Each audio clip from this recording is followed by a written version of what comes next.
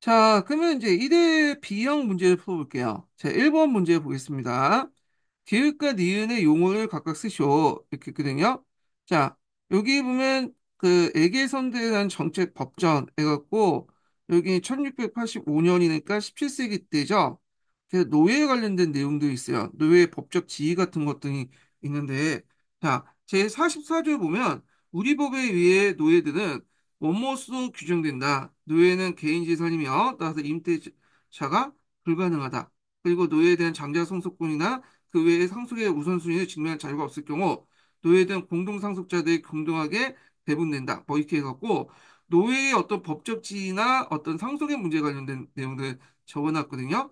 그래서 여기 들어갈 것은 뭐냐? 자, 여기 재산이라고 있잖아요. 재산은 크게 동산하고 부동산으로 나눠져 있죠. 그래서 부동산 같은 경우에는 이제 토지라든지 등등 건물이라든지 움직이지 않는 그 물건을 얘기한 거고 동산이나 움직이는 물건을 얘기한 거잖아요. 그러니까 여기는 동산이라고 이제 쓰시면 되고요. 자, 여기 보면 노예를 이제 운반할 때 이제 선들이 뭐냐면 여기 이제 그 약간 뒤에 얘기죠. 18세기 때 초반 때인데 이때는 상강무역 같은 것들이 행해졌죠. 그리고 이제 또, 그 상강무역에는, 저기 당시 이제, 주로 많이 사용했던 배가 어떤 배냐면, 갤린선이에요, 갤린선. 음. 그래서 이제, 잠깐만요. 이 상강무역이 아니라, 좀 다른 얘기다. 이건 제가 다른 데서 착각했어. 저는 이제 뭐냐면 지중해 지역의 무역 관련된 애. 보통 이제 우리가 상강무역만 이제 그 노예무역으로 이제 생각을 하고 있는데 그게 아니라 지중해 지역에서도 북아프리카에 그 당시 이슬람 교도들이 되게 많았는데 이슬람 교도들이 이제 거기 유명한 해적단도 있었어요. 그래서 이들이 이제 그 옆에 그 그리스나 그다음에 프랑스, 이탈리아 지중해 연안을 휘젓고 다니면서 기독교 그 뭐냐면 사람들 그래서 잡아서 노예로 이제 갖다 팔았거든요. 바로바로 해줬다고 하는데, 자, 그 관련된 내용들이 이제 내용이 있죠. 그래서 여기 이제 보면 그 당시 이슬람 교도들한테 잡혀가지고 이게 고생하는 그 내용도 있고요. 자, 거기에 이제 이슬람 교도들은 또 그 트로코인들 그 당시 같은 이슬람 교도도 노예로 삼아요. 예. 뭐 이렇게 이제 등등해서 그 관련된 내용들을 이제 적어놨다 이렇게 이제 보시면 되겠습니다. 예. 그래서 이제 그 여기에 니은에 들어갈 것은 뭐냐면 그당 지중해 무역 때 노예 무역을 사용했던 갤린선 관련된 내용이고요. 그 갤린선 같은 경우에는 이제 노를 이제 지을 때 저 노예를 이제 많이 사용하죠. 관련된 내용. 갤린선은 여러분도 알다시피 지중해에서 그 당시 이제 돛대하고 노를 이용해 갖고 젓는 그 배를 얘기하는 거잖아요. 예. 뭐 이렇게 있고요. 그 다음에 이제 2번 문제를 보겠습니다. 자, 다음은 삼국시대 도교와 관련된 자료다. 자, 기획 인문을 써보고 니은의 정치적 이유를 그 나의 미추친 인물과 관련하여 서술해 보시오. 이렇게 했거든요. 자, 갑인년 그 정월 9월 내지성에 못못은 나이 쉽게 가는데 몸이 감기하고 다들 돌아보기 어려운데 쭉 있는데요. 요거는 좀 사료관리 파악하신 분들은 되게 아실 거예요. 사택 지적이죠. 예. 그래서 사택 지적비와 관련된 내용이야. 도교와 관련된 유명한 백제 사료죠. 사택 지적은 요번에 시험문이 나왔죠. 예. 그래서 사택 지적은 그 당시 이제 그 사시가문으로서 그 당시 유명한 팔대성 중에 하나죠. 예. 그리고 이제 사시가문 같은 경우에는 그 당시 그 백제의 마지막 수도가 그 사비잖아요. 사비를 옮길 때 이제 그 근거지가 됐던 지역이 사택시 집안이에요. 사택시 집안. 그래서 요번에 이제 익산 미륵사지 사탁과 관련돼 갖고 시험에 나왔던 사람이죠. 자, 하여튼 이렇게 있고 그다음에 또 하나가 이제 연개소문 관련된 내용인데요. 연개소문이 그 당시 도교를 이제 수용하자고 주장했어요. 여기 보면 그 도교를 수용하자. 당나라 사실본에서 그러면 도교를 수용한 이유가 뭐냐 이렇게 있는데 자 여기에 대해서는 도교를 중시했던 당의 황실과 우호적인 분위기를 조성하기 위해서 그리고 정권 기반을 이제 약했기 때문에 유화 정책을 쓰려고 했는데 우리가 알고 있는 그 연개소문은 상당히 이제 그 당나라에 대해 강경책을 썼던 인물이잖아요. 근데 우리가 이제 어떤 사람의 정책을 볼 때는 한 가지 이미지로 보고는 상당히 편하죠.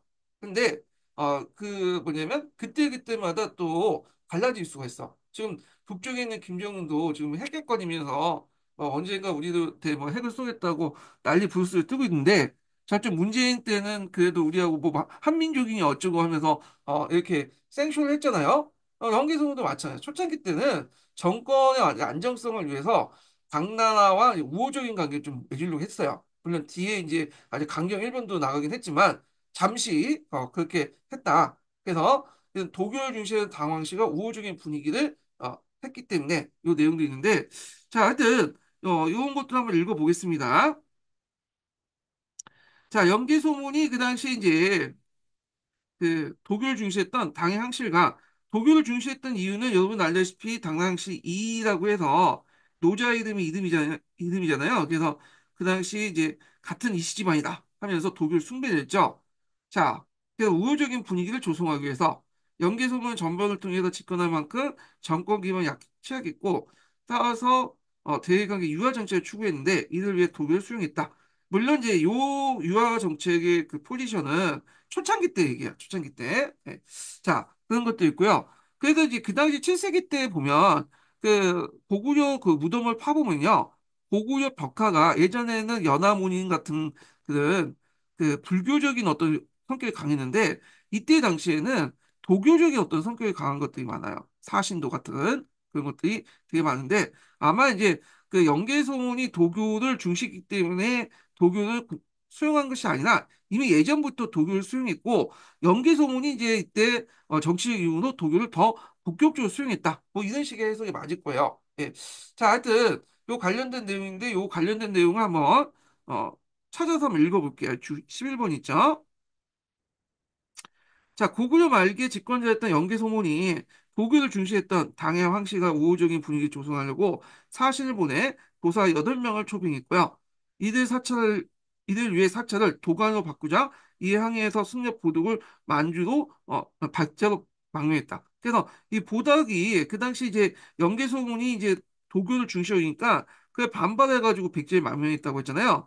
그래서 이 보독이 이제 나중에 그 백제에 가서 만든 게 열반종이라는 게 있어요. 열반종. 예. 그래서 이제 이 열반종도 이때 만들었고요. 이런 상황에서 도교가 고구려 사회에 제대로 뿌려내기 어려웠다. 네, 이렇게 했는데, 요거는 시민왕국사 관점이고요. 그 당시 7세기 때 이제 아까 고구려 무덤을 보면 이 도교 관련된 그 사신도 같은 그 것들이 대량으로 들어와요. 예. 그래서 뿌리를 내릴 거라고 보고 있는 관점도 있어요. 예. 그리고 이제 다른 데에서는 불교를 이제 견제하기 위해서 독일을 이용했다라는 설도 있고요. 자, 하여튼 이렇게 이제 보시면 될 것 같고요. 자, 그 다음에 넘어가서 3번을 보겠습니다. 자, 여기 보면 이제 그 이교사가 고등학교 한국사 시간에 한국과 탕평이라는 주제로 다음과 같이 수업을 진행하려고 한다. 작성 방법에 따라 답안을 작성하시오. 그래서 요 문주는 이제 제가 21년도에 이제 예전에 추론형 문제 많이 나올 때 만들었던 문제거든요. 그래서 요게 이제 예전에 그 어디야? 그 한국사인가 세계사 뭐 수행평가 실제 이론인가 뭐 하여튼 그게 있어 책이. 그래서 이제 거기에 있는 예문을 좀 뭐냐면 바꿔가지고 문제 형식으로 만들었던 거예요. 그래서 요즘에 이제 작년 문제 보니까 추론 문제가 또 몇 문제 나와가지고 요걸 문제를 만들었어요. 그래서 여기 보시면 알겠지만 이게 답이 명확하지가 않아요. 이게 되게 주관적인 어떤 내용들이 많거든요. 근데 이제 어쩔 수 없어. 이게 뭐 답을 띄어난 추론 문제가 뭐 명확한 답을 요구하는 게 아니라 요 내용을 보고 나서 추론하는 문제이기 때문에 저도 뭐 그렇게 맞춰갖고 일단은 그 앞에 제가 소개했던 책을 바탕으로 해갖고 문제를 만들었다는 걸 좀 양해해 주시고 요거는 그냥 풀면서 그 추론 문제가 나올 때 어떤 식으로 이제 풀 것인가 뭐 이런 것도 이제 보고 이제 푸시면 될 것 같아요. 뭐 요거는 꼭 답을 외울 필요 없고 연습용이다 이렇게 이제 공부를 해두시면 될 것 같은데 자 그러면 이제 이거 너무 지문이 크니까 이거 다 읽을 수 없죠. 그래서 밑에 보면서 좀 보겠습니다. 자, 기획에 들어갈 이 교사의 지도 발문을 쓸 거 이렇게 했는데 자, 기획에 이제 딱 보면 여기 있죠. 자, A 교수 학습 자료에서 이 교사 발문 했는데 여기 보시면 이제 교수 학습 개혁의 탕평책이라는 요리의 유래에 대해서 탕평이라는 말의 등장 배경을 발문하기 이렇게 하면서 여기 이제 있는데 이 지도교사의 발문을 기획해 여기 연결시켜갖고 이제 요거하고 연결시켜갖고 보시거든요. 그래서 이제 어떻게 하면 우리가 알고 있는 탕평책이라는 음식의 유래가 무엇인지 살펴보며 탕평의 용어의 등장 배경을 보자. 왜냐하면 등장 배경이라는 말이 있고 유래가 있잖아요. 그래서 이제 요걸 이제 이렇게 해서 요거 연결시켜서 이제 얘기를 하시면 되는데 어떤 분은 꼭 그러실 거야. 이거 동호 방법 아니냐. 문제 왜 이게 똑같이 들어가 있냐. 이렇게 이제 하신 분도 있는데 이거는 이게 지금 논리학 시간이 아니잖아, 지금. 예, 동호 방법의 논리가 어쩌고 저쩌고 하는데 근데 어쩔 수 없어. 왜 그러냐면 제가 이제 이거 이제 21년도 기출문제 끝나고 그러니까 20년도인가? 20년도죠. 20년도 이제 문제가 끝나고 나서 이게 말이 많았어. 이게 진짜 답이 특히 역경원 같은 경우에는 말이 답을 유추할 수 없었거든요.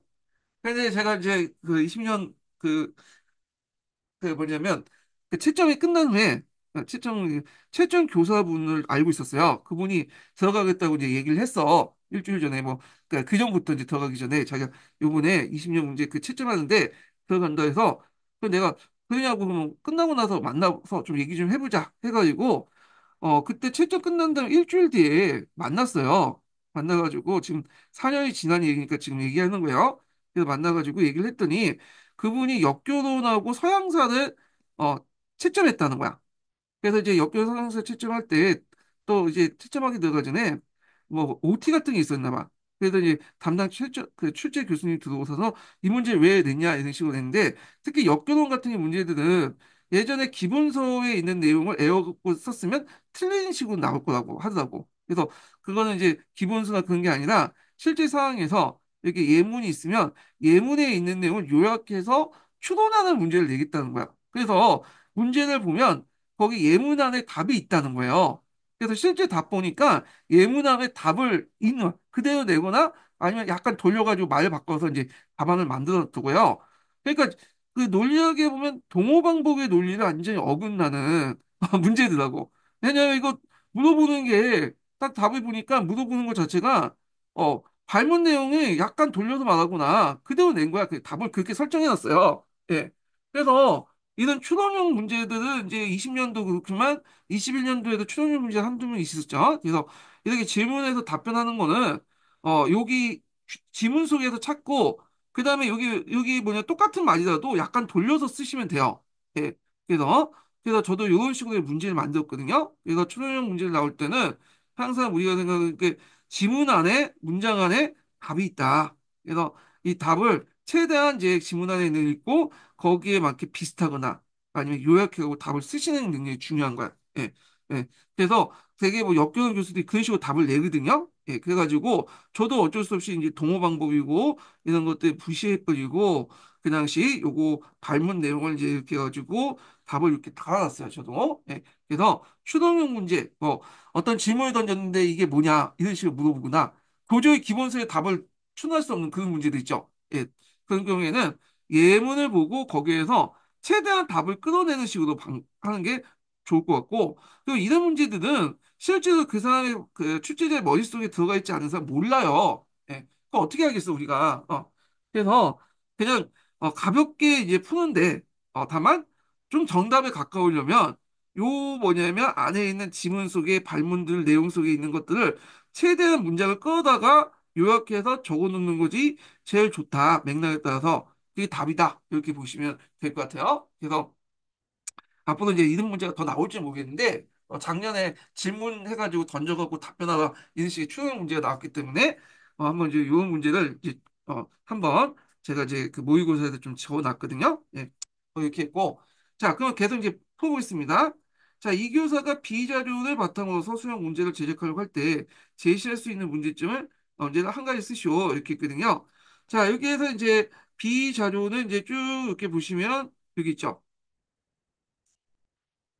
여기 B 그래서 정주의 탕평 정책 분석하기 해서 교수학습 자료 해가지고 요 내용도 있거든요. 그래서 규정과 의부터 해갖고 쭉 있고 규정이 어떻게 했고 그 내용들이 쭉 설명을 하고 있죠. 예. 그래서 이렇게 있는데 자 그 여기에서 이제 보면 물어보는 게 서술형 문제를 제작하려고 할 때 제시할 수 있는 문제라고 하잖아요. 예. 그래갖고 이제 요걸 보고 문제를 제시하면 돼요. 예. 그래서 규장각의 본래 기능은 무엇인가 서술해 보시오. 규장각 구성의 특징과 발전 과정을 볼 때 정조가 규장각을 중시한 이유를 기술하시오. 그래서 여기 안에서 이제 서술형 문제를 끌어내는 방식으로 서술하면 된다. 요것도 별다른 정확한 답은 없습니다. 예. 추론형이기 때문에 최대한 요 문장 안에서 최대한 추론을 하고 쓰시면 될 것 같아요. 자, 그 다음에 이제 여기 보면 어, 나의 니은의 조건 내용을 쓰시오. 이렇게 있거든요. 자, 일단 나의 니은의 조건 내용을 여기 있죠. 교수학습 자료 이렇게 있는데 모든 별로 분당별로 선거 포스트 제작하기. 그래서 노론, 소론, 남인, 탐평 입장의 선거 포스트 제작하고 선거 포스트 제작 작성 후 제작 의도와 표현된 내용 설명하기. 그래서 독립평가하기 중 있는데 자, 다섯 개, 한 개의 모둠을 구성한 후 지지한 분당을 선정할 거. 그 다음에 중심 인물 초성화를 직접 그리거나 인터넷 자료를 통해서 삽입했고 여기하고 여기의 중간에 무슨 활동이 있냐 이걸 지금 물어보고 있잖아요. 자, 그래서 그 뭐냐면 여기 보면 니은에 들어갈 것은 어, 조건 내용 보면 선정된 분당 중심 인물을 선정하고 적절한 선거구를 정할 거 그렇게 있는데 자, 그래서 이제 요거는 제가 이제 여기 포스터 제작하고 이렇게 해서 여기 중간 사이에 있는 내용을 이제 이렇게 해서 어, 보시면 이렇게 연결돼 갖고 문제 냈거든요. 예. 그래서 이제 말 같지도 않는 내용 같은데 일단은 제가 이제 이 관련된 데서 한번 내봤고요. 예. 그 외에도 여러 가지 답이 나올 수가 있어요. 요거는. 예. 그래서 여기는 그냥 한번 보시면 될 것 같고. 자, 그다음에 이제 다음에 평가 내용 관련된 내용인데 디귿과 니은에 들어갈 평가 내용을 쓰시오. 자, 그래서 평가 내용은 시각적인, 지식적인 차별성 기술이 있는데, 일단 지식은 뭐 분당 정치의 전개 과정을 이해하기 쉽도록 간결히 표현하고, 창의성은 그다음 문구 혹은 배경 자료를 창의적으로 표현하거나 기술적으로 우수한 자료인데, 그럼 이 디귿에 나오는 시각적인 건 뭘 써야 되냐? 이건 이제 뭐냐면 모둠이 섬뜩한 분당의 입장을 적절히 표현할 수 있는 거, 예, 이렇게 이제 썼고요. 이것도 물론 이제 상당히 주관적이에요. 주관적. 그 외에 다양한 답안이 있어요. 제가 이제 있고 요 답안은 제가 이제 앞에서 그 책을 바탕으로 이제 낸 거예요. 이거는요. 예. 그 다음에 소통 관련돼서 뭐냐면 학습 내용이 가장 정달려 있고 흥미있게 표현한 모둠 이렇게 해갖고 이제 할 수 있다. 예, 모둠이 있으니까 이렇게 같이 쓴 건데 앞에서 말했지만 이게 답안 자체가 상당히 주관적이기 때문에 그냥 여러분들이 참조만 하고 글 쓰시면 되고 여러 가지 답안이 나올 수 있다. 다만 이제 여기에서 제가 강조할 것은 뭐냐면 답안을 쓸때 그냥 우리가 생각하는 동호 방법의 어떤 논리에서 최대한 뭐냐면 비슷하거나 예문하고 다른 그러니까 예문하고 완전히 다른 표현을 쓴 게 아니라 요 예문 속에 있는 문장이나 그다음에 표현 방법을 골라서 쓰시는 게 답안에 가깝다. 그리고 그 출제자의 취지도 그거라는 거예요. 지금 출제자들이 요구하는 것도 예. 그래서 맞춰서 쓰셔야 되지 무슨 논리학 시간처럼 동호 방법의 논리가 이런 거다. 그다음에 보통 교육학에 보면 이제 뭐냐면 답안의 단서는 그 직접적으로 제공하지 않는다. 잘못된 그 예문이다. 뭐 이렇게 있잖아요. 예, 걔 무시하세요. 그냥. 예. 그래서 임용에서는 그게 그 중요한 게 아니에요. 그거는 그 역교내 평가 문제로 나올 때나 적용할 수 있는 거고 다른 뭐 이제 뭐냐면 예문 속에 답안도 있을 수 있고 답안 그 예문 속에 비슷한 문제가 추론해가지고 써야 되는 경우도 있어요. 예. 동호 방법이라든지 뭐 예문 속에 답안이 들어가서는 답안에 단서가 들어가서 안 된다. 뭐 교육학의 원칙이라든지 이런 것들은 그냥 역교론 평가책에 관련된 문제 나올 때만 적용되고 다른 데는 무시해도 된다는 거야. 왜냐면 교수님이 그 신경 안 쓰고 내요. 네가 알고 있듯이. 예. 그래서 이제 뭐 기출 문제 풀어보시면 알아요. 예. 자, 그 다음에 이제 넘어가서 4번 문제 보겠습니다. 다음은 조선시대 때 정치와 관련된 자료다. 작성 방법에 따라서 답안을 작성하시오. 이렇게 있거든요. 자, 요거는 뭐냐면, 그 당시 이제 육주 직계제 실시 과정, 의정부 서사제 과정을 관련된 내용이야. 그래서 육주 직계제하고 의정부 서사제도는 시험에 많이 나오죠. 그래서 이제 문제 냈는데, 요 가에 이제 태종실록 8년 기사는 10년도 기출문제를 한번 바탕으로 냈어요. 이게 제일 어렵다고 한 건데, 자, 그 당시 태종 10년, 8년 때는 그러니까 여기는 명목상은 육조 직계제요. 예. 그런데 실제적으로 의정부 서사제도야. 예. 그래서 그 왜 의정부 서사제도냐? 그게 이제 니은 관련된 내용이죠. 그래서 이제부터 모든 일의 전례가 되는 것은 각조에 맡기도 하고 각조의 특별한 일관이고 의정부인데 이게 정형적인 뭐야? 육조 직계제잖아요. 근데 태종 5년부터 이미 이제 육조 직계제를 실시하겠다고 했거든요. 근데 이게 제대로 안 되고 있는 거야. 그러니까 이걸 제대로 하자라는 취지에서 이렇게 말한 거야. 육조 직계제를. 그러면 그때 왜 육조 직계제가 실시되지 않았냐? 자, 이거는 우리가 보고 있는 기본서에서 이제 나오는 게 아니라 이거는 저기 우리가 국편이 논문 관련된 우리 역사 내에서 찾아가야지 있는 거야. 그때 그거 어렵게 낸 문제인데 자, 요게 이제 10년도 기출문에 나왔던 건데, 의정부가 육조 감독기는 그대로 있었고, 의정부의 단독의, 그러니까 의정부가 독단적으로 뭐냐면, 그 정치에 대해서 의논할 수 있는 권리가 의정부 단독기가 있었어요. 그러다 보니까 의정부 서사제가 아니라 육조 직계제도도 실질적으로 의정부 서사제도 운영됐다. 이렇게 보시면 돼요. 그러면 명실상부하게 이제 의정부 서사제도가 대신 육조 직계 넘어간 게 뭐냐면, 태종 때 14년, 태종 14년이죠. 태종 14년 때 가서야 이제 육조 직계제가 예, 명실상부하게 실시됐다. 이제 형식적인 게 아니라. 그래서 태종 14년에 실시됐던 이유가 뭐냐? 이것도 예전에 기출문에 나왔던 거죠. 육조의 감독 기능을 없앴어요. 의정부에. 그다음 의정부의 단독의 의정부가 나서 정치를 논한 단독의를 폐지하고 의정부 외에도 육조, 삼사 이들이 모여가지고 정책을 논할 수 있는 거죠. 의권이 확대됐다. 이렇게 이제 보시면 돼요. 의라는 것은 어떤 자신의 정책에 대해서 어떤 정책에 대해 의견을 올릴 수 있는 권한을 얘기를 합니다. 예. 자, 그래서 이제 요 관련된 문제는 이제 10년도 기출문에 나왔던 거고요. 그 다음에 이제 의정부 육조 직계제를 강화시키기 위해서 그 당시에 태조 5년인가 4년인가 했던 그 조치가 뭐냐면 정삼품을 이품을 격상시켰죠. 6조 그 장관이었던 한서의 그 권한을 올려놨다. 이렇게 보시면 돼요. 자, 그 다음에 이제 여기 있고 나는 이제 뭐냐면 세종실록이죠. 세종시 18년. 18년은 이제 의정부 서사제도가 이제 실시됐던 해다. 이렇게 보시면 돼요. 의정부 서사제도. 그래서 그 당시 육조 직계제가 초등학기 때는 세종 때 실시됐다가 18년에 의정부 소사제도는 실시했는데 왜 그러면 18년에 실시했냐? 뭐 여러 가지 학자들의 견해가 있는데 그중에 이제 하나가 뭐냐면 세종이 그 당시 몸이 별로 안 좋다는 거야. 예. 몸이 안 좋은 상태에서 세종이 원래 몸이 안 좋았죠. 예. 걸어다니는 종합병원에서 몸이 안 좋았는데 자 이때 이 사람은 이제 개인적으로 뭘 하고 있었냐면 그 당시 이제 훈민저금을 이제 몰래 만들고 있었어요. 음. 그래서 이제 이걸 좀 집중하기 위해서 이제 했던 거고, 그 다음에 이제 또, 뭐냐면, 그, 뭐냐, 그 당시에 문종 있죠, 문종. 문종의 대리청정을 이제 염두에 둔 거야. 예. 문종의 대리청정이 21년인가 그때 실시했거든요. 그래서 이제 문종이 너무 혼자 정치하면 좀 힘드니까 옆에 보좌할 수 있는 의정부 대신들을 같이 했으면 좋겠다. 그런 게 있고, 그 다음에 세종 나름대로 왕권에 대한 어떤 그 뭐냐면 자부심이 있었어요. 자신감이 있었죠. 그 세종 때 이제 집현전 학자가 있잖아요. 이 집현전 학자가 왕권을 대변할 수 있다. 집현전과 그 다음에 이제 승조원이 있죠. 예. 승조원이 집현전과 승조원이 충분히 의정부를 커버할 수 있다라고 이제 견제할 수 있다고 생각했기 때문에 생각했대. 그래서 이제 시민한국사에서는 이 부분을 이제 그 의정부 관련된 집현전 관련된 내용만 나왔거든요. 그래서 저도 이제 시민한국사에 따라서 이제 정치 배경을 거기에 함정돼서 썼긴 썼어요. 예. 그래서 이제 이 내용들 좀 보시면 되고 그냥 한 통만 읽어보면 마치 그 집현전이 신권을 대변하는 기관처럼 이렇게 생각하는데 그건 아니에요. 집현전은 신권이 아니라 강력한 왕권을 대변하는 거예요. 강력한 왕권. 예. 그 약간 이제 뭐냐면 사형식 사건에서 이제 그 세조 때 그 세조 죽이려고 했잖아요.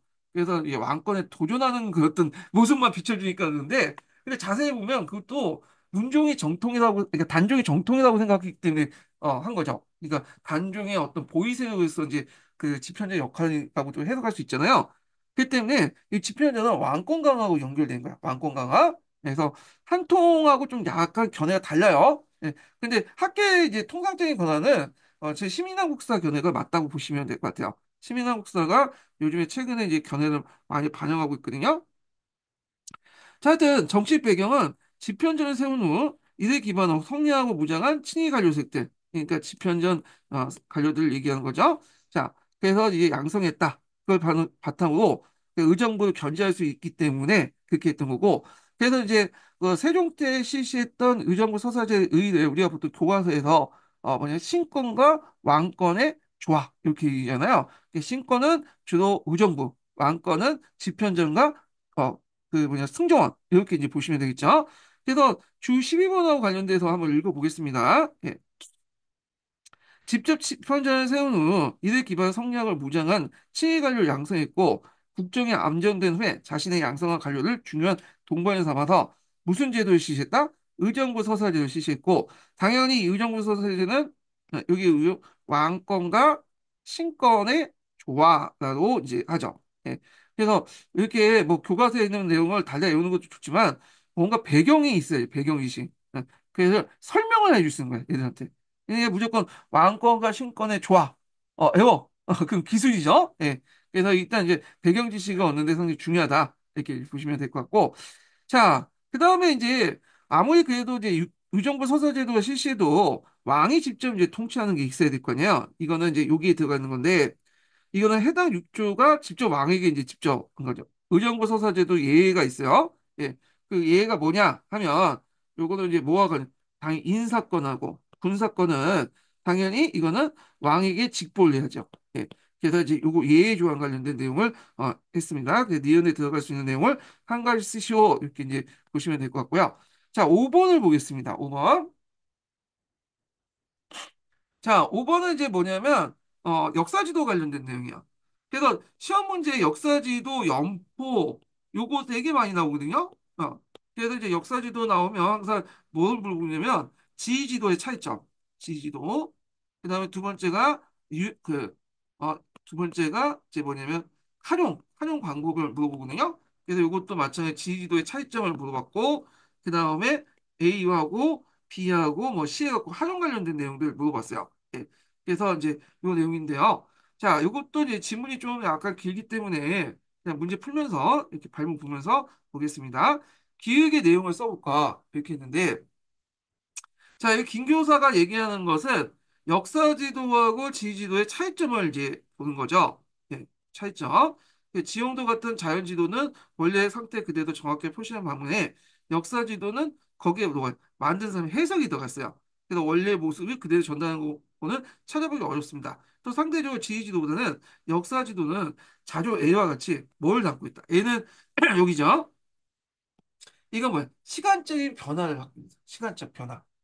그래서 여기 보시면 여기 이제 고려 시대 때의 그 행정조직, 중앙 행정조직 관련된 내용인데 이게 한 번에 같이 만들어진 건 아니잖아요. 성종 때부터 해서 예종 등등 해가지고 현종 때까지 쭉 이렇게 순서대로 만들어진 거죠. 그래서 시간적인 변화를 갖고 있다. 여기서 시간적인 변화.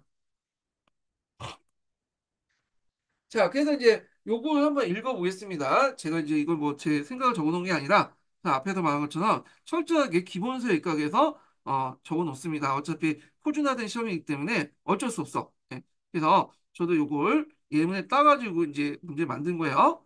자, 예를 들어서 국사교과서 흔히 나오는 고려의 행정구역이라는 지도를 생각해보자. 지도에는 4도 5부, 12목, 5도 양계가 표시된다. 자, 이들 행정구역은 어느 한 시기에 정해진 것이 아니라 상당한 기간 동안 정비됐고 그렇지만 시도에서 정비된 행정구역은 하나의 평면을 담고 있는 것이다. 그래서 시간적 변화와 관련된 그 주요의 관련된 녹색책 설명의 부분이 있어요. 예. 자, 그 다음에 이제 두 번째 발명이 뭐냐? 니은과 디귿에 들어갈 역사 수업의 유용한 점을 각각 서술해 보시오. 이렇게 있거든요. 자, 여기 보면 이제, 여기 보면 한국사 수업을 할 땐 자료 B와 자료 C의 역사 수업을 활용한다. 자료에 비해 역사 지도를 할 때는 어떤 장점이 있고, 자료 C의 역사 지도를 활용할 때는 어떤 장점이 있다. 이렇게 있잖아요. 그래서 이 자료 B와 이 장점, 자료 그 C의 장점, 이렇게 이제 물어봤는데, 자, 요것도 이제 우리가 보는 기본서에 있는 거죠. 예. 그래갖고 이제 니의 유용한 점은 뭐냐 하면 자, 여기 보면 역사적 사실을 지리적으로 파악할 수 있다. 뒤에 유의한 점은 일정한 공간과 관련된 역사적 변화를 시간적 계통적으로 파악하는 데 도움을 준다. 이렇게 이제 볼 수가 있죠. 여기 보시면 여기 보면 이제 그 철종 때 이제 일어났던 고종 때 일어났던 농민분기 어디에 위치해 있는 걸 파악할 수 있고 그다음에 여기는 이제 그 6세기 때 그 당시 진흥왕의 어떤 영토 확장 과정을 시간적 변화에 따라 쭉 볼 수가 있잖아요. 자, 그래서 이제 이렇게 이제 적어놨습니다. 자, 그 다음에 이제 니은에 들어간 역사적인 유형 명칭은 뭘까요? 백지도죠, 백지도. 예, 이거 예전에 한번 시험 문제 나왔던 것 같은데, 백지도. 그래서 이제 저는 수업 도중에 학생이 이해를 돕기 위해서 칠판, 백지도가 아니다. 스케치 지도다. 말 잘못했다. 예, 스케치 지도. 이거 예전에 객관식 기출문제 나왔어요.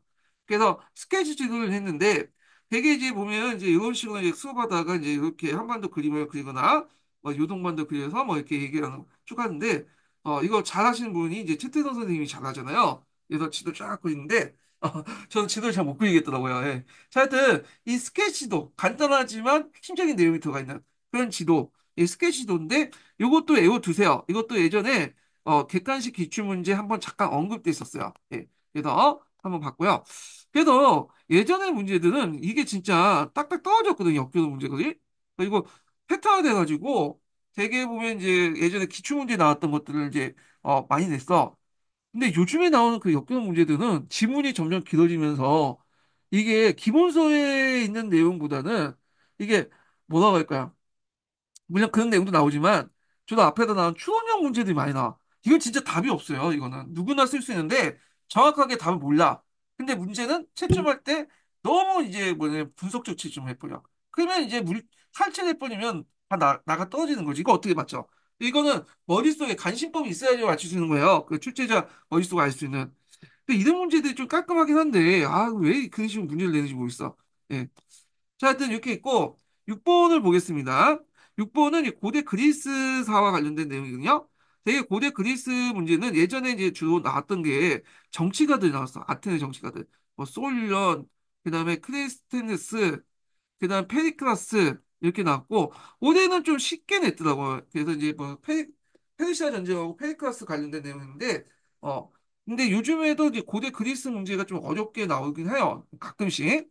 근데 이제 일단은 솔련, 크레이스테네스 그다음에 페리클라스는 다들 외워두셔야겠죠. 근데 여기에서 내 문제는 요거는 뒤에 있고요. 여기에는 약간 이제 듣보잡인 페이시스타투스가 있어요. 페이시스타투스요. 근데 이 사람도 또 무시할 수 없는 게 예전에 사지선단, 오지선단인가? 오지선단 문제에서 잠깐 언급됐었어요. 그렇기 때문에 독자적으로 문제가 나올 가능성이 많아. 예. 그래서 여러분의 페이스타토스는 청주 정치로 되게 유명하죠. 있는 사람들 땅을 뺏어서 농민들에게 이제 이렇게 분배를 해주잖아요. 그래서 농민들 입장에서 상당히 좋은 삶이야. 추방된 귀족의 토지를 몰수해서 토지가 없는 농민들이 분배하고 빈농들에게 영능자금을 지급하는 등 농민계층으로부터 상당히 지지를 많이 받았다. 그리고 그 당시에 빈민들이 90%가 빈민들이잖아. 못 먹고 못 살. 당연히 이제 정치적 기반이 튼튼할 수밖에 없는 거죠. 예. 그래서 이제 하여튼 이렇게 있고. 자, 그러면 이제 문제 풀어보면서 이제 하겠습니다. 기획인물. 그 당시 페이스타투스고요. 자, 기획이 디귿계층에 혜택을 줬던 정책도 있죠. 농민들 계층 아까 지명한 것처럼 토지를 분배하거나 영농자금을 지원하거나 그 다음에 니을 통해 아테네가 획득했던 영토가 있는데, 자, 이거 니을 한번 볼게요. 자, 이때 이제 페이스트타스가 이게 이제 정치가로서 부각될 수 있었던 게 뭐냐면, 대메가더 전쟁에서. 그때 이제 어디를 얻었냐면 살라미스를 얻었어, 살라미스. 살라미스에는 유명하죠? 예, 요 살라미스를 얻었다. 그래서 살라미스 섬은 흑해나 지중해 쪽으로 이렇게 들어오는 길목에 딱 있기 때문에, 그 당시에 이제 요기를 장악해야지만, 안정적인 그 뭐냐면 그 곡창로 그 밀 보급선을 장악할 수 있어요. 예, 안정적인 밀 보급을 받을 수 있기 때문에 상당히 전략적인 요충지였고요. 그래서 살라미스 관련된 내용이 있고요. 자, 기 인물이 행한 정치 형태를 그 의미를 당시 그리스랑과 연결시켜서 볼까. 정치 형태는 이제 여러분들 참주 정치잖아요. 예. 그래서 이제 정치 형태 명제 참여 정치를 하려고 근데 이게 조건을 달죠. 당시 그리스 상과 연결시켜서 보면 당시 이제 그리스 상을 보면 아테네뿐만 아니라 다른 나라도 참여 정치를 했어요. 예. 그걸 이제 왜 이런 참여 정치가 이제 행해졌냐를 물어보는 건데요. 자, 여기 보면 참여 정치는 사회 경제의 변화와 전수의 변화. 전수의 변화는 이제 팔라크스 요번에 시험 문제 나온 거 있잖아. 이런 것들 변화로 귀족 지배가 동요되고 귀족과 평민의 대립과 분쟁이 격화된 상황을 이용해서 비합법적으로 정권을 장악해서 독재적 정치를 행한 것을 말한다. 예, 참주 정치가 왜 나갔는 걸 사회 경제적 배경 아래 얘기를 한 거예요. 예, 그래서 이것도 이제 우리가 알고 있는 서계라든지 이런 책에 있으니까 찾아서 이제 보시면 될 것 같고. 자, 그 다음에 7번을 보겠습니다. 진시황 정책이죠. 진시황 정책 최근에 나왔죠. 그래서 뭐 진시황 정책 같은 경우에는 너무 이제 흔해가지고 이게 좀 약간 문제 난이도가 좀 떨어지는 부분이죠. 알려져 있기 때문에. 역사에서 난이도가 높다, 어렵다는 거는 익숙하냐, 익숙하지 않느냐가 중요하거든. 익숙하면 난이도가 낮은 거고, 익숙하지 않으면 난이도가 올라간 거야. 잘 보지도 못하는 어디 이상한데, 그런 것을 내버리면 그 뭐냐면 물어보는 어떤 지대에 떠나서 그 자체가 어려운 거야. 예. 하여튼 진시황의 문제인데 그렇다고 무시할 수도 없죠. 좋은데 나왔는데 못 썼다 하면 이제 합격권에서 멀어지는 거잖아요. 자, 하여튼 진시황 관련된 내용 보면 천하가 평정됐는데 이제 명칭을 바꾸지 않는다. 바꾸지 않는다면 천하 통일의 성공을 후세에 전할 방법 없다. 그래서 이제 뭐 이런 아닌데 왕을 이제 태왕으로 이제 바꾸어 존칭하고 왕의 명령을 기으고 영을 니은으로 이렇게 했는데 상당히 이제 지엽적인 문제죠. 예. 근데 이렇게 써야지 이제 물어봐야지 좀 점수가 어, 변별이 될 수 있기 때문에 여기는 제 그다음에 이거 영 근데 잠깐만요. 그래서 이제 있는데 잠깐만 이 내용을 잠깐만 좀 기다리세요.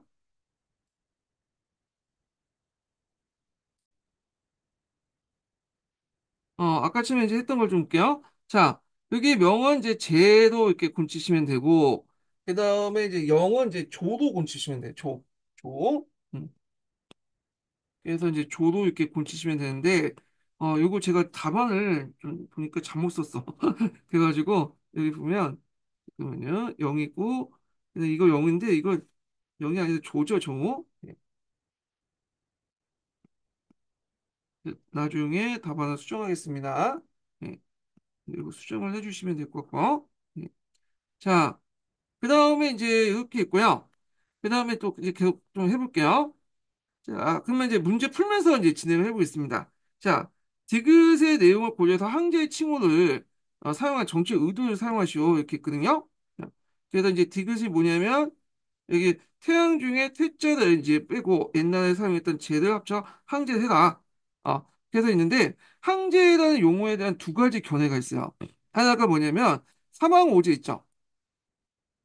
사망 오제 중에 이제 그 항자를와 제자를 합쳐서 항제를 하거나 또는 요서는 이제 뭐냐면 그 예전에는 이제 상제라고 해서 하늘의 재앙이 있으니까 하늘의 재앙, 그러니까 하늘 신이 있죠. 하나님 갓 같은 비슷한 있는데 요게 이제 전국시대 말기 때 들어가면 제나라나 이제 진나라에서 제라고 이제 있거든요. 제. 그래서 제라는 것들 있는데 요 자기네 살아있는 인격화된 신을 제라고 했어요. 그 당시 왕을 제라고 지칭했고 거기에 이제 태양의 항자, 항자를 이제 빛나다는 거냐? 요 제자와 항자를 빼서 뭐냐 항제가 불렸다. 그러니까 예전에 인격화된 그 제자의 의미와 그 다음에 인격시화된 제자의 의미와 요게 미칭으로서 항자를 빼서 항제라고 불렸다라는 설이 있어. 예, 이두 가지 설이 있다는 거. 근데 여기는 이제 그 후자의 설을 이제 얘기하는 거죠. 예, 후자의 설을 이제 얘기를 했던 거고요. 잠깐만요. 잠깐 기다리세요. 제가 여기 펴놨어야 되는데. 음.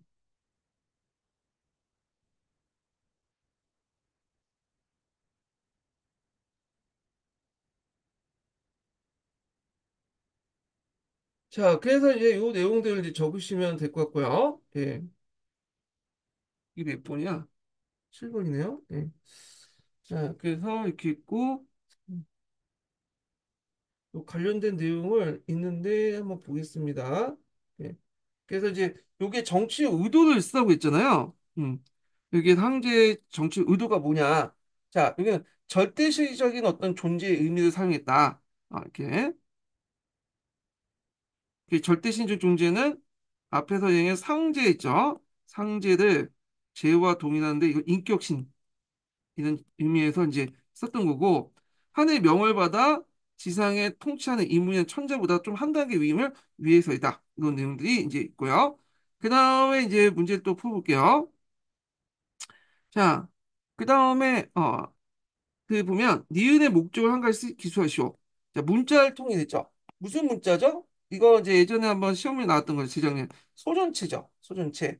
그래서 소전체의 문자의 그 의미를 쓰는 건데, 어, 자, 여기 보면 음, 중앙집권적 통일체제를 확고하기 위해서다. 위해서 문서행정을 제도 시행하기 필요해서다. 문서행정이나 원활한 위성소통을 하기 위해서 문자가 필요했다. 요 관련된 내용은 이제 항의 중에 있습니다. 예. 그래서 이제 있고, 그 다음에 이제 내용을 또 보겠습니다. 자, 미음과 관련된 제도의 실시 배경이 된 비읍에 관련 주장을 쓰시오. 이렇게 했거든요. 자, 여기는 지방의 수령 등이 각각 나누어 이를 맡으니 모두가 그 많은 바를 알게 되었다. 그래서 이렇게 있고, 그 다음에 이제 비긋은 정의 이사가 반대 이렇게 말했다. 뭐 이렇게 했는데, 요거는 뭐와 관련된 내용이에요? 네, 군연제죠, 군연제. 군연제. 군연제고, 그래서 9년제가 있고 미움의 9년제 실시 배경을 비읍과 관련된 주장으로 서세. 자, 이거는 정의 이사가 여기 보시면 왕관이 봉건제를 실시했다니까 봉건제 발생 배경을 반대를 하면서 그 9년제를 주장했잖아요. 그러니까 봉건제 반대가 관련된 내용을 써야 되겠죠. 봉건제 관련 그게 이제 문제점 때문에 9년제를 실시해야 된다. 이렇게 이제 관련된 내용이 나오니까 그래서 제후의 분쟁으로 붕괴된 중앙시의 멸망 원인을 거론하면서 그 9년제를 전 영토에 시행한다. 이런 내용이 들어가 있죠. 자, 이거는 관련된 9년제하고 봉건제의 그 논쟁 같은 것들은 그 당시 이제 예전에 한번 기출문에 나왔어요. 기출에. 그렇기 때문에 또 나올 가능성이 있죠. 그래서 서유럽은 아시아사에 있는 내용이니까 한번 봐주세요. 그래서 이제 이런 내용들 이제 파악을 해두시면 될 것 같고요. 자, 그 다음에 이제 8번을 보겠습니다. 8번. 자, 8번 하기 전에, 어, 그, 두 번째 인증번호 알려드릴게요. 두 번째 인증번호는 61번입니다. 예, 61번이에요. 예, 이거 괜찮네. 여기서 적으니까. 예. 자, 그래서 이제 내용을 볼게요. 다음은 미국 독립혁명과 관련된 자료다. 작성 방법에 따라서 답안을 작성하시오. 이렇게 보는데, 자, 가는 이 회의에 참석한 우리 위원들은 북방 폐하와 그다음에 정부의 따뜻한 예정과 의무의 감정을 진심으로 바치며 현재 개신교들을 전성한 국교에 흡족한 마음을 성봉하며 쭉 있는데 요 앞부분은 그냥 전문 내용이니까 좋은 말만 갖다 붙인 거고 실제 내용은 그 밑에라고 보시면 되는데 어떠한 종류의 세금도 국민의 개인적 동의나 국민 대표의 동의 없이 부과할 수 없다는 것은 국민의 자유와 영국인의 권리를 분리할 수 없을 정도 본질적인 그 당시 미국인들은 자신이 영국의 어떤 영국의 자손이라고 생각했겠죠. 아, 하여튼 이렇게 있고, 식민지 주민들은 현재 영국의 하원들에 그들의 대표를 보내지 않고 있고, 그러니까 대표 없는 가세가 할 수 없다. 그런 대원적인 원칙이 있잖아. 그러니까 우리는 한테 세금을 부과할 수 없다. 어떻게 본국의회에서 세금을 부과하냐. 그런 거죠. 그 다음에 이제 영국의회가 제정한 여러 법령이 식민지 무역에 부과하는 여러 부속으로 그런 식민지의 영국 공산법을 뭐냐면 그 구입하는 일이 불가능한 이게 오타 같은데 영국사법을 구입하는 자 이렇게 있는데 이게 이제 무슨 회의 결이냐 1765년에 했던 거지 인지법 회의야 이게 기억이 드는 게 인지법 그래서 이제 인지법 회의고 그 다음에 이제 요거 있고요 요 나는 이제 뭐냐면 나는 그 어떤 유럽세에 관심을 받지 않더라도 아메리카가 이만큼 번영할 것이며 아마도 훨씬 더 번영할 것이다 우리가 영국과의 관계에 있어서 받은 손해나 불이익은 헤아릴 수 없다. 그 그, 내가 분리와 독립을 주장하게 된 것은 가죠. 그 자만이나 당파심, 원한 때문이 아니다. 나는 그렇게 되는 것이야말로 이 아메리카 대륙의 진정한 이익을 하는 것이 분명히 적극적으로 양심적으로 확신하고 있다. 뭐 이런 건데, 예, 못하네. 예. 자, 그래서 이제 여기에 들어가 있는 게 뭐냐? 여기에 상식론이죠. 예, 유명한 상식론. 그래갖고 요거는 되게 유명한 글이죠. 여기는 상식론. 그래서 토마스 페인의 상식론이야. 그 신이 아메리카 대륙과 영국을 이렇게 분리시킨 거는 따로 살려고 한 거다. 그래서 영국이 우리한테 해준 게 뭐가 있냐? 그 뭐냐면 그러니까 따로 사는 것은 당연히 신의 뜻을 따는 거고 상식적인 얘기다. 하면서 상식론을 주장해. 네. 그래서 이제 요 내용 되게 유명한 책이니까 좀 외워두시고요. 자, 그러면 기획과 관련된 회의 쓰시오. 인지법 회의 관련된 내용이고 그 다음에 니은과 디귿에 대응해서 영국이 대응하는 공포한 선언이 뭐냐? 자, 요건 석에 잘 읽어보시면 있어요. 네. 그래서 이제 니은에 보면 내용이 뭐예요? 대표 없는 곳에 가세 없다 그 내용이잖아. 그런데 이제 여기에서 본고기에는 선언법이라는 걸 공표했죠. 선언법을. 선언법의 내용을 보면 여기 있죠. 본국위가 대표를 갖지 못하는 개개인의 식민지국을 모두 사실상 대표하며 따라서 가세를 포함해서 식민지의 정부법을 제정할 수 있다고 선언한 거죠. 예. 그래서 이제 있고 그 다음에 1764년에 니은과 관련된 영국 조치에 관한 한 가지 법을 써요. 자 여기 보면 영국 의회가 제정된 여러 법률이 식민지 무역을 구속한다. 이런 내용도 있잖아요. 그래서 이제 이런 내용인데 요 중에 대표적인 게 뭐냐 하면 설탕법이야. 설탕법. 인지법이라고 쓰신 분은 아니겠죠? 이게는 설탕법이에요. 1764년이라고 확실히 해놨어. 제가. 예. 그래갖고, 설탕법은 좀 알려지지 않은 건데, 예전에 당밀법이라는 게 있어요. 그래서 당밀법을 개정했어. 설탕법을.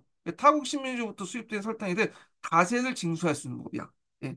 그 다음에 미은은 상식로 관련된 내용이고요. 상식로 관련된, 상식과 관련된 내용은 잠깐 여기 밑에 있으니까 한번 줄을 읽어보겠습니다. 자, 1775년 4월에 영국 수비대가 식민지 민병대 충돌하면서 전쟁에 발발했다. 그래서 식민정책에 항거하여 일어난 전쟁은 영국이 원주민과 흑인 노예, 독일의 용병으로 신병으로 모집하고 식민지 항구를 봉쇄하면서 격화되었고 영국과의 완전한 그 결벽을 외친 토마스 페인의 상식이 1776년에 발표된 이후에 식민지인들의 독립 의지를 더욱 공고히 하는데 이 상식론이 상당히 유명했다. 이렇게 보시면 될 것 같아요. 그 영국이 그 당시 미국하고 싸울 때 그 당시 미국은 이제 민병대로 싸웠잖아요. 영국은 정규군이고. 근데 영국이 그 당시 좀 재정 상태가 안 좋았어요. 그러다 보니까 훈련 상태가 좀 미비한 그 당시 원주민이라든지 흑인 노예라든지 독일 용병들을 많이 사용했어. 예. 그러다 보니 전투력이 그렇게 강하지 못했던 상황이었거든요. 특히 이 독일 용병들은 모집을 해놓고 이제 싸우게 했더니 도망을 갔어, 도망. 그냥 어떻게 이들도 이제 식민지인이 됐죠. 예, 독일 용병들이 어차피 도망가서 숨어 있다가 다른 곳에 가고 이제 깃발만 꽂으면 자기 땅이 되는데 굳이 뭐 이렇게 영국한테 몇 푼 받고 죽음을 불사하고 싸우겠어요. 그냥 도망쳐서 거기에 널려 있는 땅을 이제 그 정착해서 농민을 사는 게 더 이득이 되는 거죠. 자, 하여튼 뭐 이렇게 했고 그 다음에 이제 넘어가서 9번 문제 보겠습니다.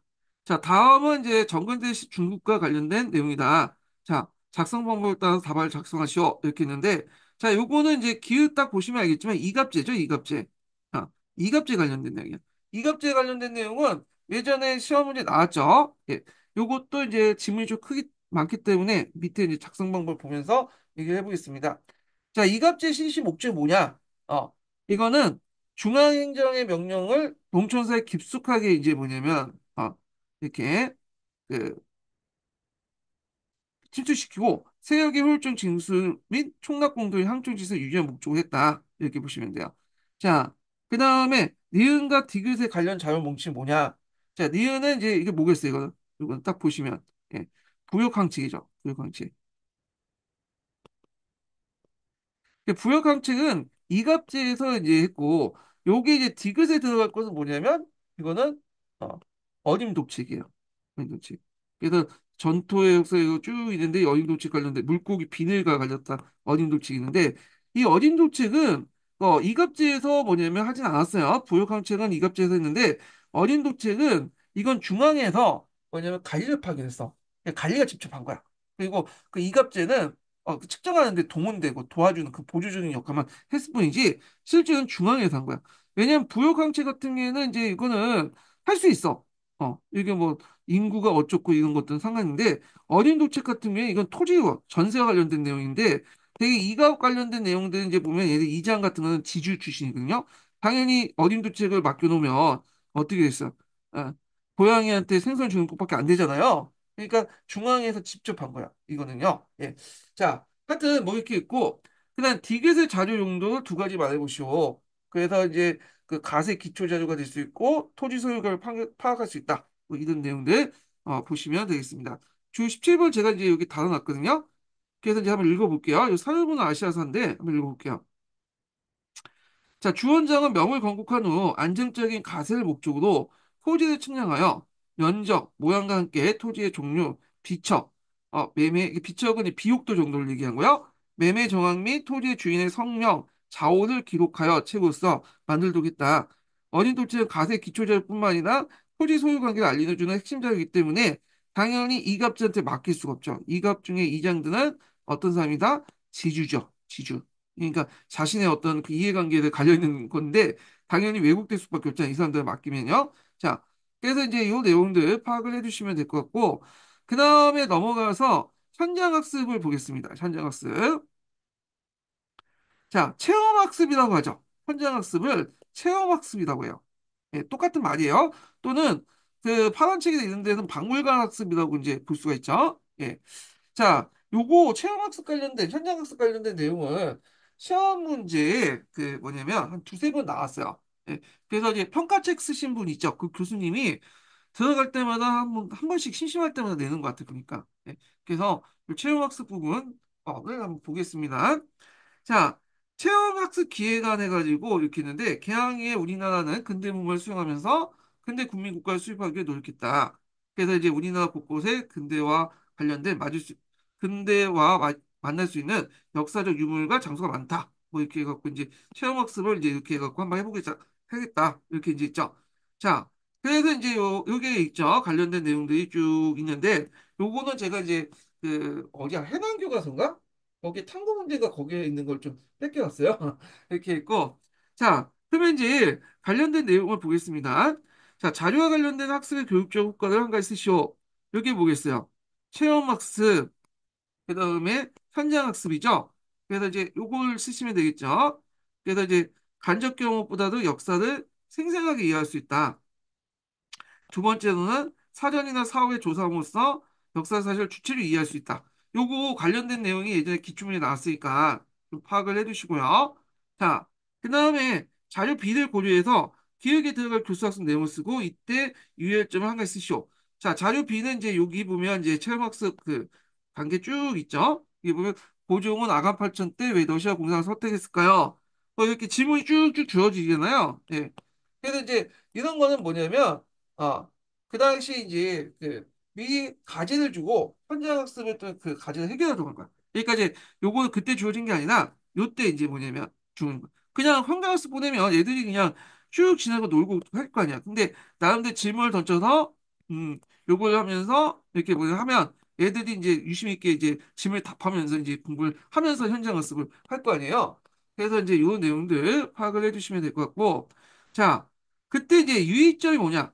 그러니까 이렇게 그 과제를 줄 때 유의점이 뭐냐면 여기 보면 이제 유의점은 이제 추상적이고 포괄적인 과제보다는 구체적인 문제 해결 중심으로 써야 돼요.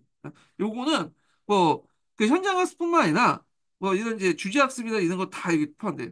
그러니까 여기 뭐 추상적이고 포괄적인 과제를 제시하면 어떻게 오리고 베끼겠죠. 인터넷에 뭐냐면 그 찾아보나 요즘에 AI 그 있잖아요. 물어보거나 그랬잖아. 그러니까 이제 이걸 좀 구체 추상적인 문제 해결을 주는 게 낫다. 근데 요즘에는 AI 뭐 챗복에서 다 해주더라고요. 이것도 이거 예전에 관련된 내용이고 요즘에 AI 기술이 발달할수록 요 내용도 이제 흐지부지 될 것 같아. 얘들도 이제 다 조사해가지고 답변할 것 같아. 그래서 AI에서 찾아서 답변하고 이때는 이제 놀러 가면서 다른 데 놀러 다니겠죠. 뭐 여기만 가겠어요? 여기만? 여기 돌 때 많은데 그래서 이제 하여튼 체험학습도 제대로 안 될 것 같은데 자 하여튼 이렇게 있고요. 그냥 니은을 수행하면서 학습 효과를 높이기 위한 방법 자료 내용을 고려해서 서술하시오.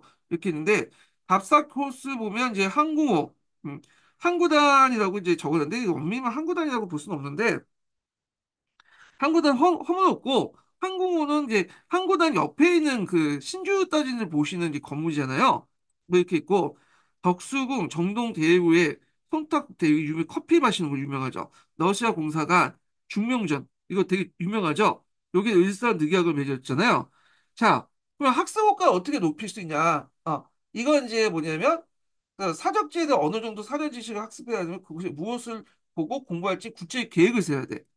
그 어느 정도 목적 의식을 가지고 뭐냐면 해야지 또 아는 만큼 보인다고 하잖아요. 예. 그래서 이 현장 학습할 때 이런 것들이 되게 중요하다. 이렇게 이제 보시면 될 것 같고요. 자, 그 다음에 이제 넘어가서 11번 문제를 보겠습니다. 자, 여기 보면 이제 한국 현대사 자료이다. 작성 방법에 따라서 답안을 작성하시오. 이렇게 있거든요. 예. 자, 보면 이제 간을 보면 세계 무대의 이목을 집중시킨 조선의 국회의원 선거는 지난 10월 10일 오전 7시부터 남조선 전 지역에 시작되었다. 그래서 800만 명의 이제 남녀 유권자는 독립을 세워 이겨내 그들의 대표를 선출하기 위해서 큰 힘을 내비치면서 투표를 했고 먼먼은 선거 감시를 이제 결정하고 각도의 감시단을 파견했으면 이렇게 있는데 자, 여기는 이제 50 단독 선거를 얘기한 거죠. 여기 10일이 됐으니까. 그러면 여기 니은에 들어가는 그게 뭘까요? 50 단독 선거를 관리 감독하기 위해서 했던 기구가 이제 뭐냐? 여기 이제 물어보는 건데 이거는 유엔 한국임시위원단이죠. 한국임시위원단. 예. 요거 책 읽어보면 잘 나와요. 예. 유엔 한국임시위원단이고 그 다음에 이제 이렇게 있고 뭐 이때 50 단독 선거에서 공산주의자들이 이제 선동에 의해 방화, 살인, 폭동, 파괴 등이 자행하고 있다. 그래서 이제 그 당시 공산당은 참여하지 않았죠. 예. 그래서 이제 있고 니은의 보고에 의하면 그러니까 이제 유엔 한국 임시위원회 보고에 의하면 언급된 어려움에 1947년 12월 14일 결의안을 제시된 목표가 완전히 달성하지 못하고 한국의 통일이 아직 이루어지지 않는 사실을 유념하여 이렇게 했고 그래서 총회가 니을 1947년 12월 14일에 결의안에 수립된 원칙에 따라서 한국 통일과 한국의 모든 그 보안국들의 통합을 위해 중재하고 이렇게 있는데 자 여기에서 이제 이게 다운표인데. 여기 맞네. 예. 자, 그래서 요 니어이 뭐냐? 그래서 이게 니어는 유엔 총의 총거리아니에요. 이게 지금 제대로 안 됐다는 거예요, 지금. 예. 그래갖고, 그때 결의 내용이 뭐겠어요? 남북한 인구 비례단 총선거 실시를 결의했는데, 이게 잘 안 되니까, 그 당시 이제 소총에 다시 와갖고, 그 당시 이제 가능한 지역에서 이제 뭐냐면, 하자. 뭐 이렇게 해서 50 단독 선거가 실시된 거잖아요.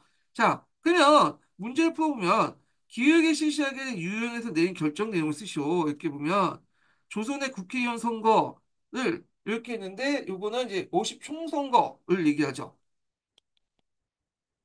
여기 이제 여기 보면 50 총선거 관련된 내용이죠. 예. 그럼 50 총선거 관련된 건 소총의 내용을 쓰시면 되죠. 선거 감시한 지역에서 어, 에서만 우선 선거를 실시하자. 선거가 가능한 지역에서만.